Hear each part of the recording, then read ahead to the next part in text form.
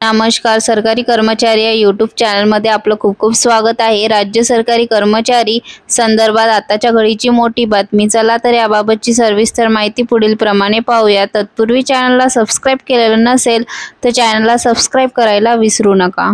अर्जित रजा रोखीकरण संदर्भात विभागीय शिक्षण उपसंचालक विभाग सर्व यांच्या प्रति महत्त्वपूर्ण परिपत्रक सादर करण्यात आलेले आहेत.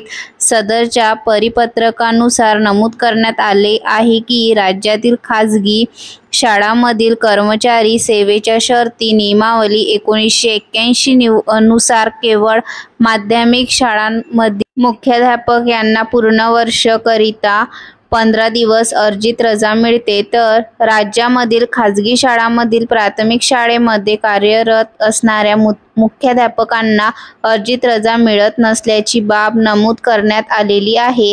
म्हणजे केवळ माध्यमिक शाळांमधीलच मुख्याध्यापकांना अर्जित रजेचा लाभ मिळतो. तसेच प्राथमिक शिक्षण व मुख्याध्यापक यांना दिनांक 1 जुलै 1995 नुसार अर्धवेतनी रजाऐवजी मिळणाऱ्या अर्जित रजा दरवर्षी 10 दिवस मान्य करण्यात आलेली आहे. तर अर्धवेतनी रजेच्या ऐवजी प्राप्त होणाऱ्या अर्जित रजेचे रोखीकरण कोणत्याही परिस्थितीमध्ये रोखीकरण करता येणार नसल्याची बाब यामध्ये नमूद करण्यात आली आहे.